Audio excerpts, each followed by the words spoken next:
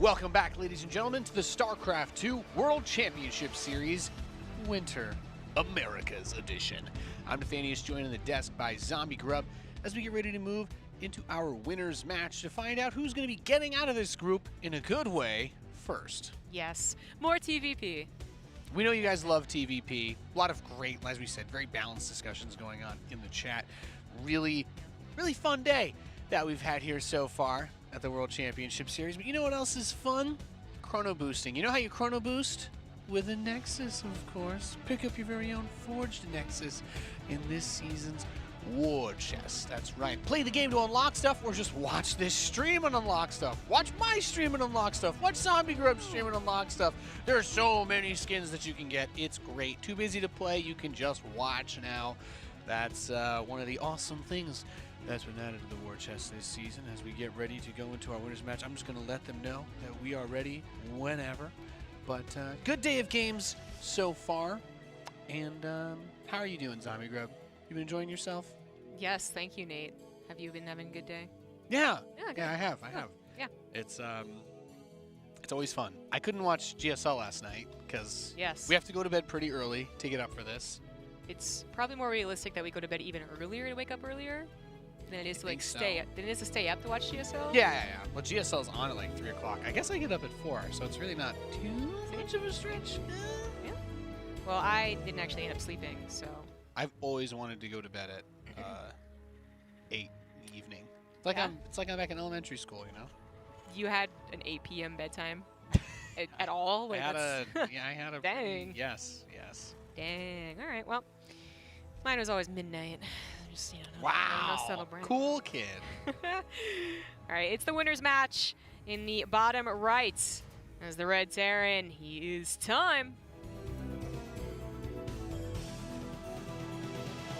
Midnight, though. Wow. Incredible.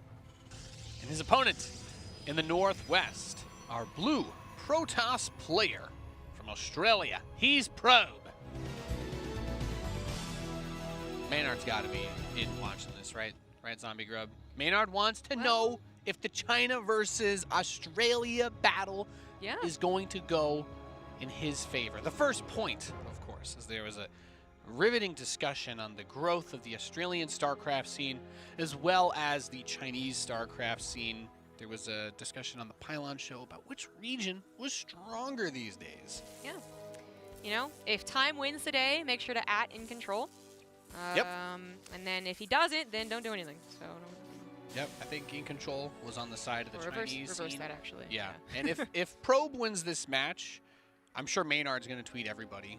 Maynard knows that I thought that the Chinese scene was stronger, so I'm sure Maynard will send me a tweet. It's weird thing though is that like it's all jokes aside, I mean I just think that they're even enough, you know, that you could see some of the Australians take some matches up with some of the Chinese, and the other way around. So it's like we love to play up the whole, you know, people have these very strong opinions, but I think I guess in this scenario, it's kind of fun, right? To make it, it's a friendly comparison. It's not like it's not like it means anything, right? Plus, when In Control has a strong opinion and then he's like proven wrong, he has a funniest way of just being like, oh well, yeah, that's all right then, I'm wrong. All right. He's very good. He's very good at that. You can always feel good.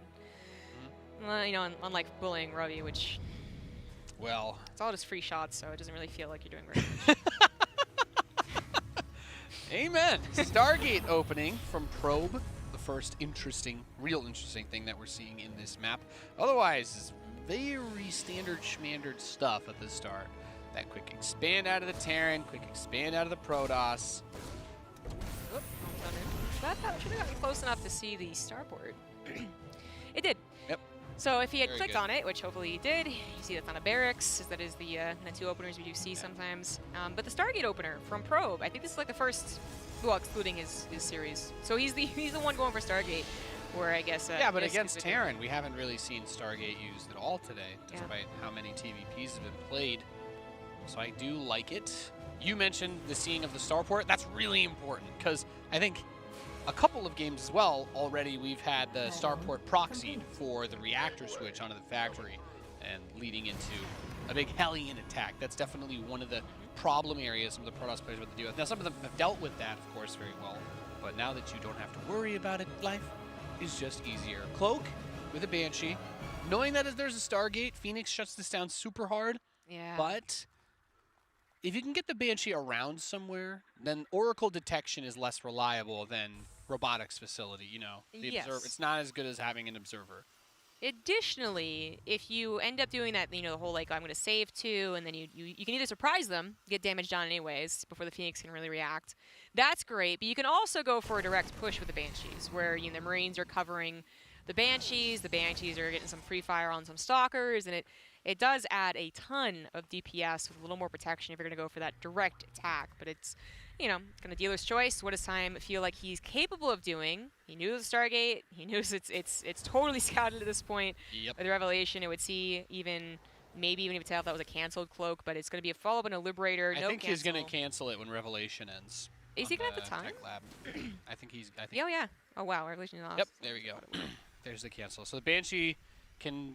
Okay, it's going to come back. I was going to say, you can throw it away if you want to make sure the Protoss keeps everything at home, but he is keeping everything at home, so he would just lose it for nothing if he sent it out. I like bringing it back, maybe use it in the follow-up attack, because we've got the 3rd base coming in for the Protoss, and I expect to see Probe follow this up with Double Forge, Twilight Council, get Blink. Actually, I think that might be really the biggest difference between this game and his other PVTs that we've seen so far today. Because he went for the Stargate, he doesn't actually have anything other than these 2 Oracles. And the Gateway units, I don't think Gateway units really count as an army if you don't have a Twilight Council upgrade, which makes this push very scary indeed, Zombie Grub. Yep. The Banshee could help out with some DPS, but it's more about getting the, even potentially bunkers down, getting that tank into a decent position.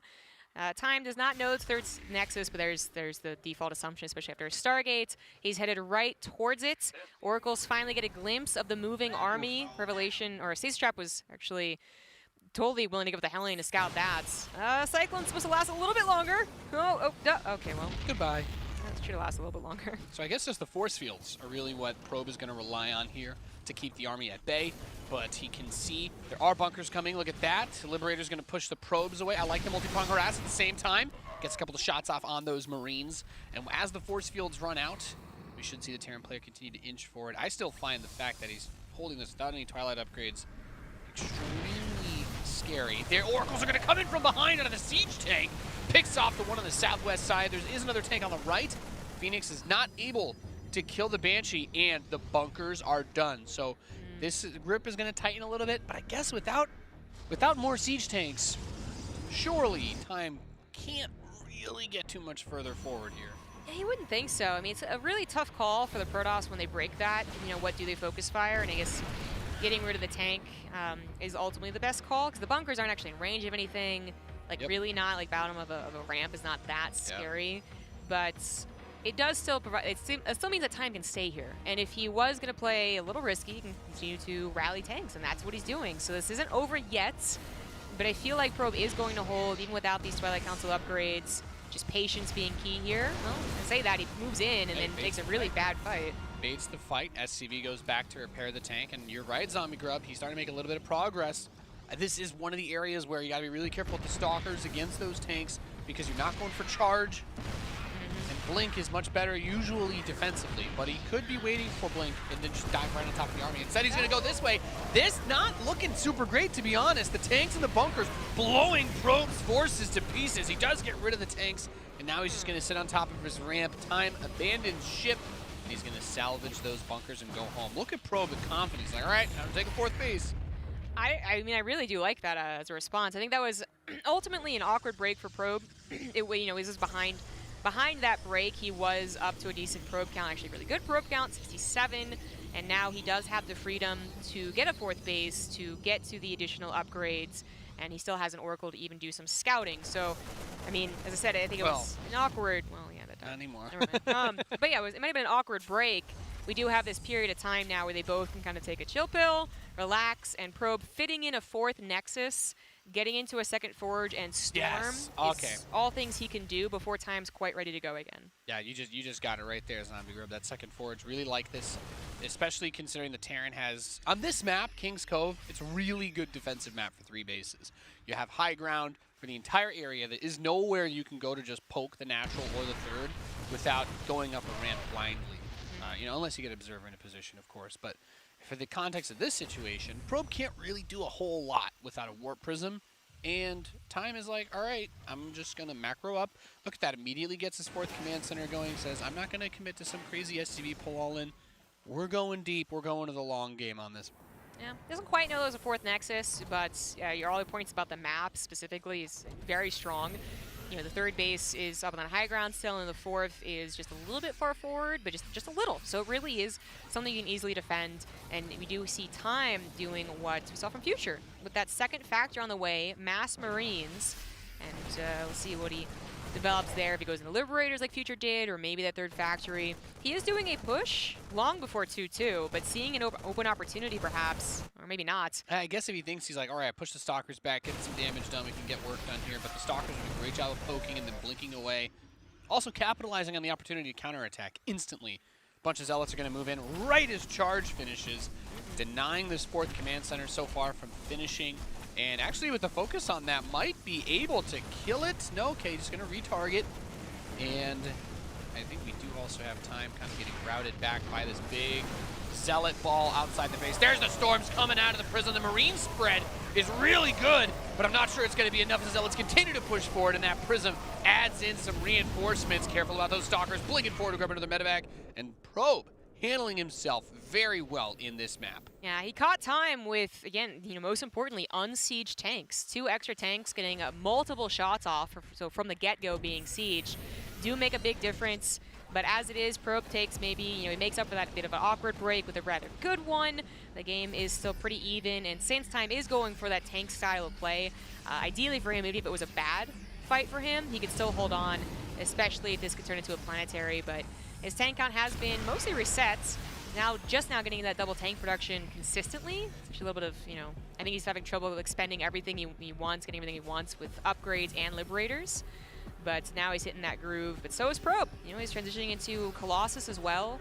Those upgrades are maybe even going to start getting ahead of Times with the Chrono Boost on 3-3. And that could be a sticky situation as Probe also takes control of the map and can start to really force Time to make mistakes with these Warp Prism harassments or just actually straight up fights. It's a sensor tower, but it doesn't cover everything. Okay, I like the sensor tower. As you were saying, like, you got to make sure you get good use of that Warp Prism and don't have it shut down too easily. Forces that recall very quickly there just for that 1 medevac. That's a really good play there for Time to burn the recall cooldown, but also preventing the possibility of his opponent attacking him. I think that sensor tower covers both of his ramp areas, which is pretty nice. You know, it's not like it's going to spot the edge of the map for a drop, but he just wants to be able to reposition his army, which does make sense considering that he'll need to siege the Liberators and tanks to be able to take an engagement. That being said, he's just going to push out now, so it doesn't really matter anymore anyway. Probe takes a forward 5th, which I'm not sure that's the right call against this, like, very just, like, blunt force style that Time is doing. Yes, there's a drop, but it's mostly about getting those tanks in position. And the faster you can reinforce the tanks, especially, the better it is. But now actually taking a fight around his 5th. Drop goes back into the 3rd. There are some reinforcements with shield batteries, so that's not really going to work out, but is allowed to escape into the main base. Actually, there's a Phoenix about to pop out, so that's something. Phoenix will force him to unload. Yep, actually, and then leave. Yep, and well, there's the probes there too. So DT is going to get warped in, help clean this up. He's going to need to burn his scan to continue his harass. At the same time, his army is under attack on the east side of the map. Fighting here, big storms getting dropped down by where the siege tanks are, but the Marines are actually still mostly intact, allowing them to pace through these Zealots, getting the Sentry, the Observer. We still have the Liberators alive. That drop finally cleaned up inside of the main. Single Marine to be cleaved in half by the Dark Templar. Probe ended up losing 20 probes, more than damage he dealt at the time, but then he also lost a bigger chunk of the army. Colossus goes down rather quickly. The tanks actually don't focus fire all the time on the Stalkers, so this is going to be barely a hold, but, you know, looking at supply right now, Time should still be feeling confidence with how these trades have gone. There comes the rest of his army. There we go. There's the confidence boost. Really good upgrades out of Time as well. Been able to keep on pace with the Protoss player. +3 is almost done, but it doesn't seem like it will be complete in time. Now, don't forget, we do have another Colossus coming up. There's still Zealot Warpins available, and those Marines very vulnerable to the Colossus, but it's really interesting. It's just like a Marine tank. He's not really putting in a ton of Marauders here to help deal with the Zealots, and now the Zealots are going to push in. We do have that Colossus shooting at one Marine on the bottom side while the rest of the army fights on the right. You got to really focus fire with your Colossi here. It's so important. Yeah, I would even say that Marauder was a bit of a mistake, habit from usual other TvPs. Yep.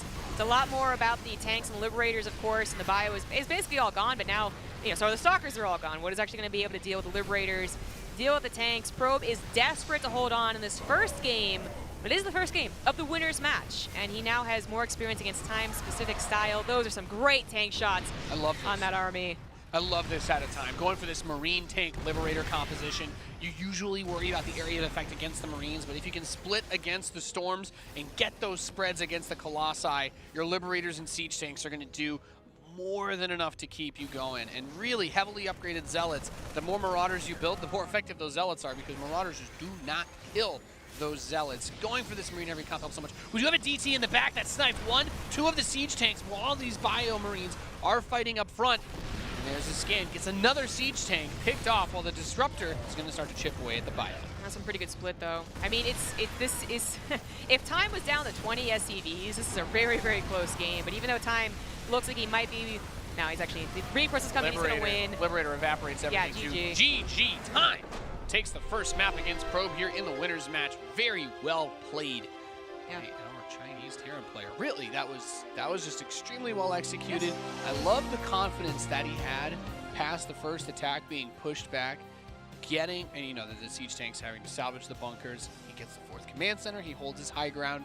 A lot of Siege tanks, doesn't overcommit into them, it feels like. And then just seeing big racks play, just so many Marines. Yeah. I'm not going to build Marauders and allow your Zealots to cleave through everything. And because he doesn't build those Marauders, he's got a little bit more money and gas to put in other places, like getting the Siege tanks and Liberators. Yep. But he also didn't have too few medevacs or anything either. It was really good. No, I think we mostly see faster upgrades as one of the highlights of that style as well. You can actually go into 2-2-1, whatever that one is up to you, and then it does help combat what is the usual upgrade deficit. But I gotta say, at the same time, time played that style very, very well.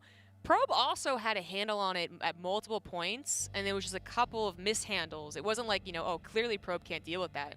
He gives a second game against time doing the exact same style, and I think he fixes a couple of things, doesn't bulk up his Stalkers as much sometimes, or maybe denies that 4th base when he had a bit of that supply lead a little bit longer, something like that, and it is a good game. These guys seem that they're going to be pretty well matched for each other. Even something as simple as when he first had those Zealots go in when charge finished and they dove onto the command center that was under construction, got pretty close to killing it. If he had focus fired it there, naturally it seemed like an attack move, but if he had focused it onto that command center instead of letting them retarget to the Marines, he might have been able to kill it and delay that 4th base by a really long amount of time as well. Yes, indeed. Really, really cool games here. We're seeing that tank style. I brought up Euthermal, I'll bring it up again. He was using the triple factory style even years ago, actually. It just never really caught on. And then he's been doing it again recently, too. And now we see a bunch of other Terrans do the double factory style. And that's how Euthermal invented it, unless you did, and then, credit to you. But we're seeing it a lot more all over the place. And it is giving that alternative type of style to Terran compositions macro-wise. Not tank pushes, not all-ins, but composition macro games that are different. It's weird because a lot of people would have said originally that Marine tank is not that great versus Protoss because charge Zealots kind of pull in on you like that. But with the way that he had the concave set up and the spread and target firing the tanks onto the non-Zealot units, the Marines, when you have that extra 20 or 30 Marines instead of having 15 Marauders, really helps you peel through those Zealots. And as you were saying, because he also had the extra money early on, putting them into the upgrades, they were very even. The 3-3 finished, I think, while +3 attack was halfway done for time. Whereas if we compare it to one of the previous games, we've had 3-3 versus 1-1. Or, oh yeah, my 2-2 is about to finish right as 3-3 finishes. And it feels like you can never really come back in that situation as Terran. But time made some great choices, some great calls, and he has a lead from that now as we move into Cyber Forest for game number 2 of our winner's match. All right.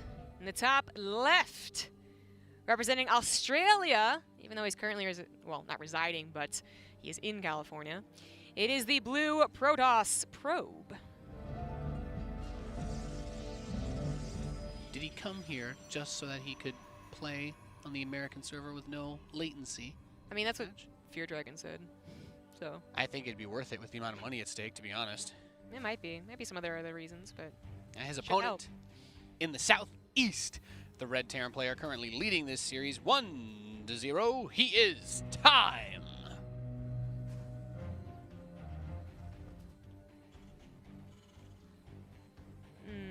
All right, well, do we see a tank style again? Or in Cyber Forests, there certainly are some abusive positions around here. We can see. Yeah, this is a good map for that. But even around that natural as well. If the Protoss moves too many things over toward the third, you kind of have the opportunity to cut them off from that high ground area outside the third/natural. If that makes any sense. Wait, Cyber Force has one of the weirdest ways to get to your third. In fact, we see some Terrans, maybe some other races I haven't seen, but like I was like, maybe Terran should take this one, because when you get to this awkward, let's go to times, side of the map, for instance. If you get stuck in this well, right? We'll call it the well, because your natural's here and your third's over there, and they're here. Like you're on the low grounds, going up the chokes against force fields, Colossus, you name it. Whereas here, at least, you're on the low ground, but it's a bit more room to maneuver. So. And it is still weird there, too, though, because the rocks can get broken down, and then your opponent has high ground on you, and it just gets awkward. It does, yeah. So we might see some further, like, experimentation with, where the third CCs go, and, well, third bases in general. But mostly we see the vertical expansions for everyone. I assume that's what Probe's going to do, and that's where usually the attacks really start to do well. If they can't set up a back attack over here, for instance, but time wasn't all about just trying to get an early victory. He had this really strong macro behind it, and while there was one moment where he was like maybe a little bit weak, it didn't end up killing him, and he was stronger for it, basically. Yeah, Probe really, I think it was interesting, his choice to go for the Stargate early on. It did not, in my opinion, get him a crazy amount of value. In this game, he goes to the fast Twilight Council again. Really like that, being able to have access to the blink to get the map control early. We've also seen some of the players go for fast charge to help deal with these pushes. Either one, I love, because then you take the third, you get your upgrades going, and you roll into that late game nice and healthy. That Probe Scout did not see the factory. Didn't see anything. This is definitely on purpose from time. Well, I mean, it's also kind of an awkward map to put everything right here, but it also works out. There's that too. To hide the scouting there, especially if your opponent's not going to go for a Stargate or a quick Robo. So Stalkers are going to have to rely on their pressure on the map to actually get them scouting, figure out what's going on here. That's going to take a little while. This Blink's just started. This Reaper's going to scout it. Actually, with room to spare there, man, just throws a grenade down. And now maybe a bunker eventually, but it's a high ground, small choke kind of map, so it's, you're more worried about them blinking up to here. Yes, and we saw that as well earlier. A lot of blinks versus Terran. A lot of stim upgrades denied. Feels bad, man. A lot of pain. Yeah. All right, I feel like we're gonna Ooh, I like the Raven. Yeah, it feels like a natural response to a map like Cyber Forest, where you are like, well, if I can just take out this observer, I killed 90% of Protoss's plans. Cyclone Raven has insane synergy versus any of those styles. I love it just for getting the observer early on, even if you're going to go into bio, but also interference matrix if you get hit with something like a fast prism. This might be one of the first times today in all these TvPs where we see that just like, we saw Plague, like some of the qualifiers leading up to this, which is an early tank push SCVs, but with a Raven. Sometimes we even see two, and then it's surprisingly the auto turrets that can really make or break the attack. Yep. But we'll see if he could use this defensively as well, and in fact we see a third CC go down. So yeah, time definitely looks like he wants to play a bit more of a macro-oriented style, and based on the way that the last game went, I can't blame him. His style looked really strong. He seems to be playing very confidently. His macro is so good. You were talking about it after the first big push ended. He was able to get that really next level wave of reinforcements that caught that Colossus out in the middle and really allowed him to push back, and that was where he eventually set up, killed the fifth, got to the fourth, closed out the game. Nice timing on the Hellion to scout the third Nexus. Stalkers were potentially able to snipe that, keeping a little more in the dark, but it is turning into that normal TvP and double forge. There you go. Got the charge on the way. I like it. I love it. I want some more of it. Getting the fast upgrades, getting the charge, moving into that big gateway play off of a 3-base fast third Nexus economy, and using that to deal with whatever the Terran throws at you. Look at that synergy we're talking about. Don't lose the Raven, though. Yeah, that's not worth it if you lose the Raven. Yeah, it was a Viking instead of a Cyclone, but same concept. The natural's not going to get broken. Even without the bunker, it's very risky. Probe doesn't quite know it's all been moved over there. Wouldn't want to try that. You'd lose every stalker trying to get that tank. Yeah. But it did, it scouted the third CC before it died, and while the harassment option's no longer there, Probe can still get an approximate timing of any oh my good lord. Is it happening? Oh, it's mad. Okay. Say my tasteless impression for the big fight when Zealots A-move through all the tanks. There's a lot to say. There really is a lot to say. I was then my point, he can kind of get a a good idea is if there's an attack on the way, these stalkers would see it anyways. And it wouldn't be a very strong attack because I was going to say Stim and Combat Shields is delayed, but they're not even going to be on the way at all in this game. It is Mech and Probe. You know, he's going to be thinking, you know, I got some time, I can expand, maybe get a fourth if I'm feeling really greedy, and then, oh, you know, snap, it's Mech. And that's going to take a while for him to notice if he doesn't try and get a scout in the main base. Yeah, it really depends on when Probe wants to attack, because when it comes to playing Mech versus Protoss, there are certain things that you just have to do if you want to defend, and that is building big walls of supply depots in front of your tanks. Your tanks, even if you have a ton of them, as soon as the Zealots reach your tanks, you've pretty much lost the fight because they start to kill themselves, the Zealots rip through the tanks, and then there's still other units that are shooting at your tanks. So you need to be extremely careful here. I personally like the use of Widow Mines very defensively. To build enough Hellions to deal with charged Zealots is it's not really a thing, right? Because even Hellbats with Blue Flame lose 1 versus 1 against Zealots, especially when they have an upgrade advantage. So you're hoping to get big splash damage off, but it's going to be very difficult. I will say the Raven actually helps a lot because auto turrets are really good at pushing them back. And because he built so many Marines in the early game as well, these are all things that bolster his defense. I do really like it. And he is putting depots, by the way. This is a really nice wall he's setting up north of the tank line. This is exactly what you should be doing if you want to play mech composition versus Protoss. Still some complications with the War Prism. Nice interference matrix means that it couldn't escape. The Viper was on top of it anyways. Could hold position, I believe, around the tank. There's the repair as well. It's really nice. If he doesn't lose either of these tanks, I'd say this is a sick defense. Losing one tank makes it kind of meh, but that's a great hold. Honestly, when you're playing mech, losing SCVs like that's not really a huge deal because you're almost never limited by your mineral income. It's almost always going to be the gas if you're spending your resources properly. So you can actually afford to lose a few more SCVs here and there, since they're not going to be as critical to you maintaining your production flow. So that was Probe's first confirmation that it was mech. He probably was starting to be like, okay, where's the drop, where's the push, where's the poke, but that was the first confirmation of all those factories, and not really a strong response after that, just continuing with his upgrades. Storm, Warp Prism is remade. Now he's going to think to himself that Warp Prism needs to be the big play. Warp Prism is, without a doubt, one of the most important keys to defeating a mech player, whether you're trying to do a Zealot Bomb. Look, there's almost no turrets on the actual tanks here. Very little anti-air protecting them, so you can do a drop straight onto the tanks with the Prism. Right. Getting that Warp Prism into the main, if he's able to drop 4 Zealots and warp in 12 more, you're not going to be able to deal with that with just your tanks. You're going to need a ton of Hellions to run back and smack it down.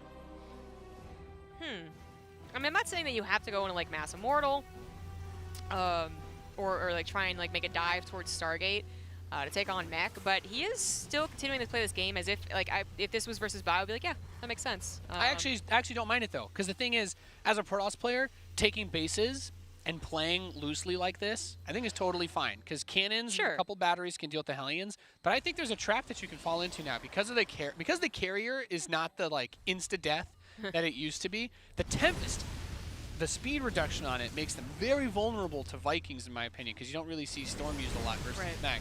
So I don't even mind it. I feel like if Probe tries to take another base or two right now and then play off of that, like he can still get the Stargate, but really play on the economy play, because this army still can't move out for time to attack just yet.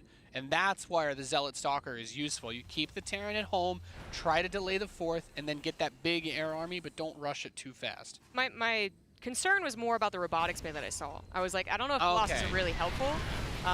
He's actually going to attack into this, which is kind of what Time wants him to do. I mean, he does warp in on top of the tanks, and they break through the wall. There's no turrets on the actual siege tanks. Well, the Vikings were moved out of position to deal with the War Prism, which, if that actually was a perfect move. And if Orb was thinking of doing that, then that worked out well, very well.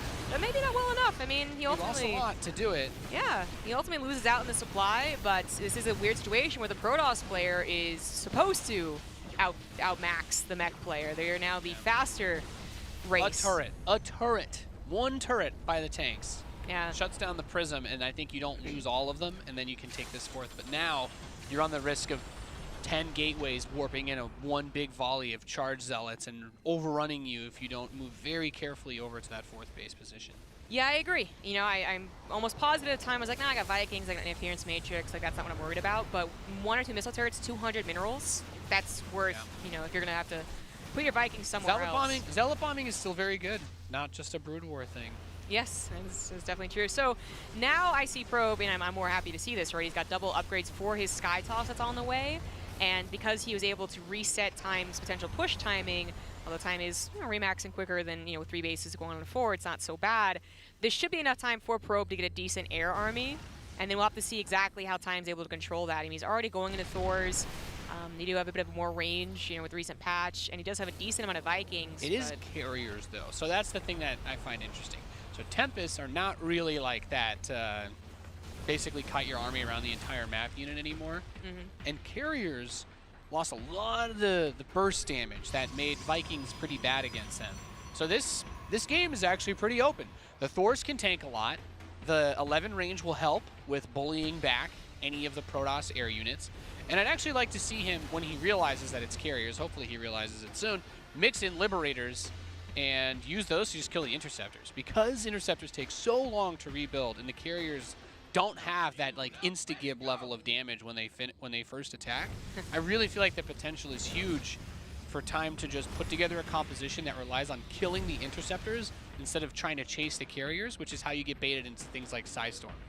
That's an interesting dynamic that could happen, but it feels like it gets trickier. Once Probe gets to a certain number of air units, he's going to start to bleed off his ground units to max out on that, get the really heavy-hitting units against mechs specifically, and Time's not hitting any pre-timing towards the carriers or Tempest or anything like that. So Probe need to attack really soon to do that, yeah. Yeah, and there is that thing where, like, okay, you could try and just always tell the Protoss, like, come to me, I have the defender's advantage, you're going to eventually wear yourself out. This might be that attack, though. Yeah, I don't think that's the way to play it. I think that Time does need to attack.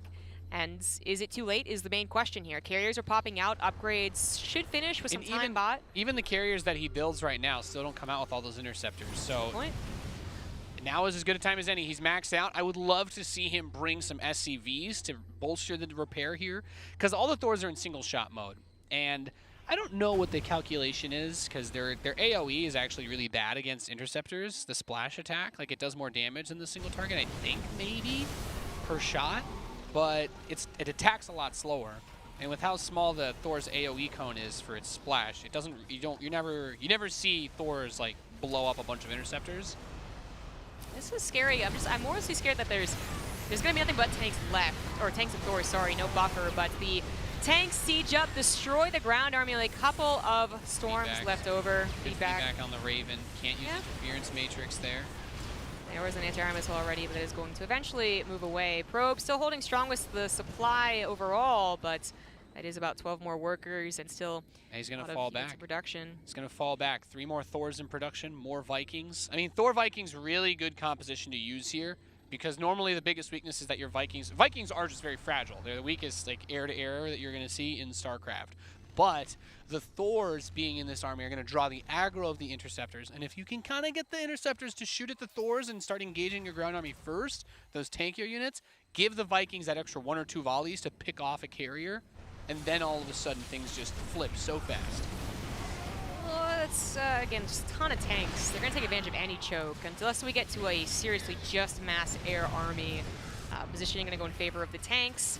Probe is still trying to make some of his ground army work. Those storms were effective. They were really damaging the Vikings, taking out the Hellbats, so that maybe the Zealots could help versus the ground army. That's why important. That's why those tanks are still really important, because they can zone away the Templar for the storms. So we see the Vikings flying straight for the storms. Ugh. Yeah, that's kind of what was happening last time as well, and I was worried it was going to happen again. They do get some shots off on these carriers. They don't quite kill them. This isn't really doing anything. So the thing is, the Thors in the splash mode can kind of kill those Interceptors a bit more effectively. Like I said, the damage to the individual ones is better, but at the same time, then you actually lose 1 range, and it's harder to kill the carriers. Yeah. Does he have? He doesn't have transformation servos either. Yeah. So he can't even try to do like fancy micro where he switches the Thors between forms, which in this situation I think would be really helpful. Yeah, I would like to see that. I mean, I think there's other problems that have happened as well. Pro was able to basically like double expand without Time even realizing, and has had a very strong economy, very good map presence to even buy time to get to those carriers, and still has a very strong economy with basically no harassment happening. I mean, I guess he stopped harassing Time as well, but the key here is, can he stop a 5th base from getting up? Yeah, this base is really important. He needs to get his army over here, and Probe seems to have juked him. There's a Zealot attack hitting on the south side at the same time, so he's really trying to press the multitask. I think he's just going to right-click on this planetary and out. Or stick around and try and catch something that's walking forward. It's true. Could I be guess a long con here. I don't know if he really wants to. Already losing a good chunk of health on that one carrier. It should go down. Yeah, and there's the recall. So yeah, he's just gonna head home after the Zealot ravages that base. Still, 55 workers is like okay-ish. You think maybe you try to invest into a macro orbital earlier. We're seeing time start to bank gas, which is a sign of him losing too many of his workers because he just cannot actually dump all the money. He can't dump his gas in with the minerals. He doesn't have enough. Those Thors do cost more minerals than gas. It's a lot heavier than the tank. Even with everything shooting at the interceptors, still pretty strong count here. Off of 10 carriers. Still storms, ground army. Every time the tanks siege up, Probe's able to evacuate without too many losses. And still snipe a couple of units. And he still has enough minerals, of course, to replace interceptors. Still about half the interceptors in that fight. I think it was like 65 at the start. Now we're down to like 40. He's gotten back up to 42. You think he bottomed out at like 35? And there we see, he's down to like 8 interceptors. There we go. Thors absolutely obliterate them. But now I think you need to get the Thors to actually focus fire on the Immortals, which are the #1 removers of your DPS. GG. Probe ties up the match. Cleaning house there. It's always so awkward because the Thors, I think transformation servos there could be really good. If you have the Thors and you need a good amount of those tanks to deal with the Immortals. But if those Thors blow up, you get them down to like 20 interceptors, and then transformation servos, boom, send them all to single target, one-shot carrier, one-shot a carrier, you know? Yeah. I mean, it's a very hard dynamic to get to work perfectly, I think, more so for the Terran. I'm not trying to be biased here, but seriously, like, it's... Well, it's also a nuanced composition that hasn't really seen a lot of... Like, if you're talking about having to transform Thors mid-fight to get some proper, damage done, then that's a little bit more difficult than what Probe was doing, which was still masterful. His positioning of the army is really where he was supposed to find victory, and that's exactly what he did. But it was mostly like poke forward, pull back, poke forward, pull back. So it's really a hard composition to work is what I'm getting at. I don't mean to say like, I'm not going to get in this Terran balance thing, guys. Well, but to be fair, he didn't build Tempest, so if he had been able to get the next base up and go into BCs, he can force him into Tempest, and then the Thors become much better as well. Oh, there you go. There's a bunch of different ways that it can play out. But it's certainly hard to work. It's a reason we don't see it very much at all in the upper echelons of StarCraft 2. I mean, when's the last time actually I saw mech? I actually think, man, Montreal Challenger is the last time I saw it work in a pro game. Yeah, it hasn't been seen too much. I think I see it mostly on TY's stream. TY does a lot on his stream. He is an experimenter. Yeah. That's why he's fun to watch, fun to cheer for. Yep. TY's great. I'm sure we'll see some variety of those builds come out from guys like him and Gumiho this year. Oh yeah, for sure. I think right now mech is the best it's ever been versus Protoss, so I do hope to see more of it. Oops, it is. Yeah, that's definitely the wrong button. Did you break everything? Oh, I definitely did. Okay. So it was bound to happen. Not used to this. All right, here we go. It's tied up in the bottom right. As the red Protoss, he is Probe.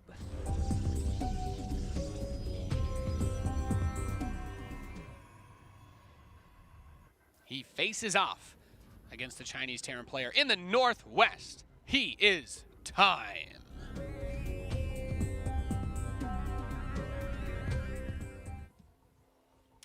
Yeah, I know you said that mech is at its best state, but I'm hoping not to see Time do that again. His first game, obviously netted him that win, was also just generally powerful. And while it's great to see some mix-up, I don't know, like Probe had a decent handle on that, and even with all your points, I was like listening, and I'm like, yep, those are good points that could happen. Is it gonna happen though? And it doesn't happen. It just rarely happens that Mex finds that perfect It's really fight. hard. It's really hard to make it work. I mean, I think he could have hit that timing that you were talking about pre-carrier. Like, if he had not lost all of the tanks in that initial attack on his base, because the carriers all got built while he was basically reeling over from that and then recovering. And I think there's a world where he pushes with just like those 4 Thors and like 4 tanks, maybe 10 Vikings, a couple SCVs, and that Raven, and he does get a lot done.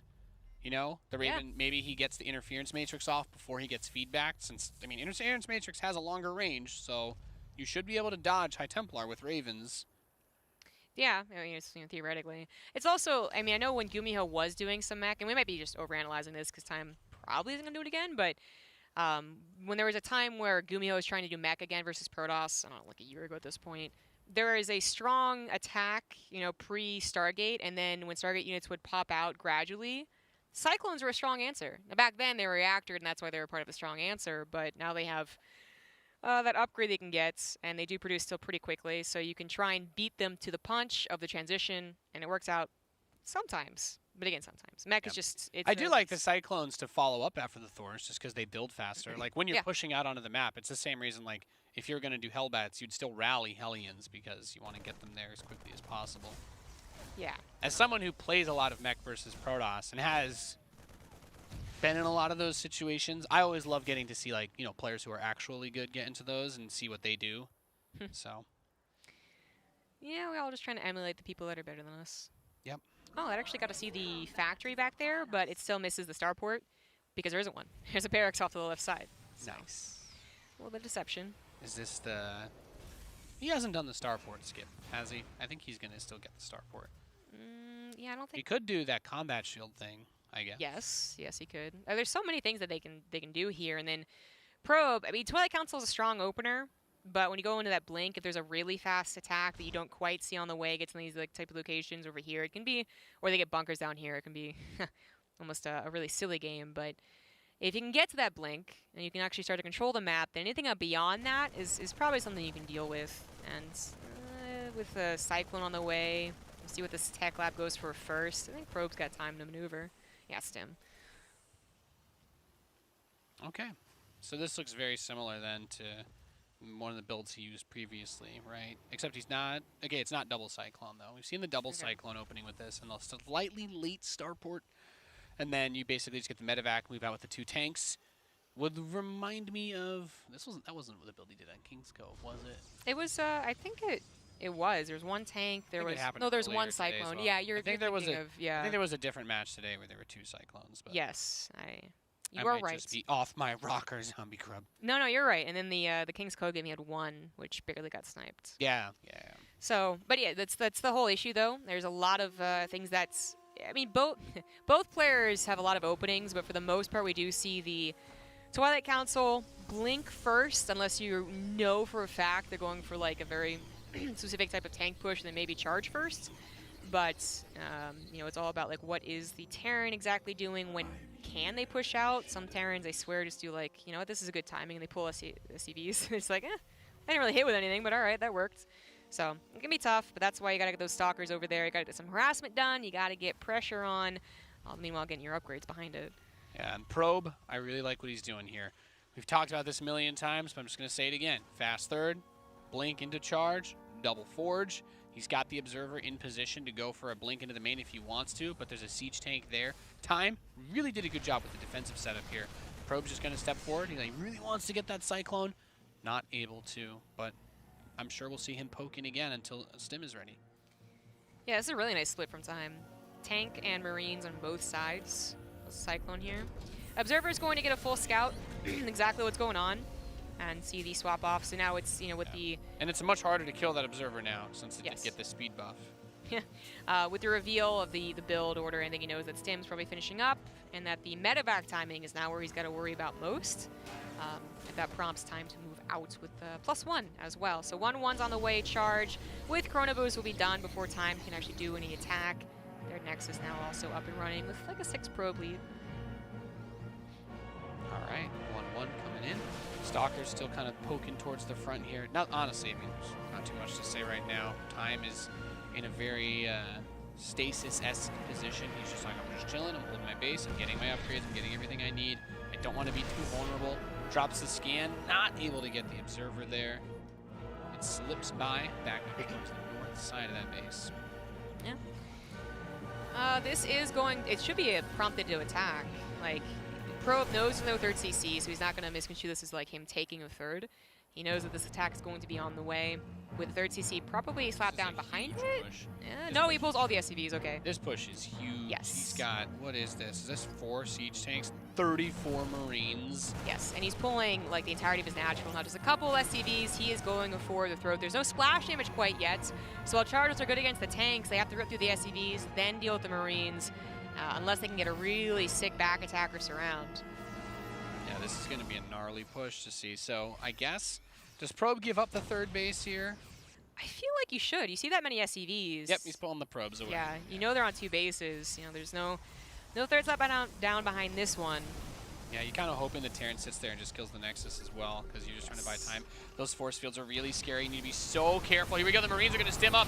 Tons of Guardian shielded Zealots are going to charge on top of the siege tank in the front. Is going to be destroyed, but there's still the tank in the back and plenty of Marines over there so far. Unit count drops down 3 tanks, still 31 Marines. Stalkers came in from behind, but they were mostly ineffective. They were kind of awkwardly timed as well, but 2 tanks are on siege. 1 tank on the front line not being targeted. There we go. The Immortal. Oh, no, it doesn't get it. It is. It is. Yeah, dude, his focus on the Marines was so good. Great macro play here from our Chinese Terran player to finish off our winner's match. He advances his way out of this group.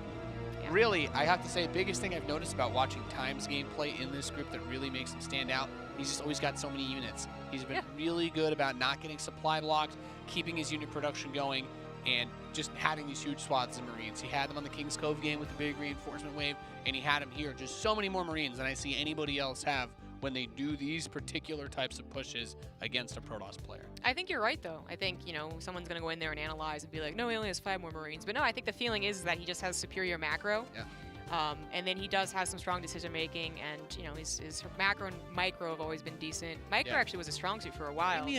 Give me a Bomber-esque vibe where you're just like, looks like he yeah. has so many units. I don't know. That was the only thing I could think of this whole match. I'm just like, every time I saw an army of his, I'm like, he really doesn't seem to get supply blocked or miss his production cycles at all. Really well played, really well done by Time.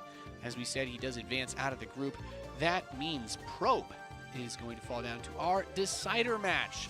That'll be coming up next. It'll be our last match of the day, ladies and gentlemen, for Group E, WCS Winter Americas. It's going to be Probe versus Disc. You won't want to miss this. Will be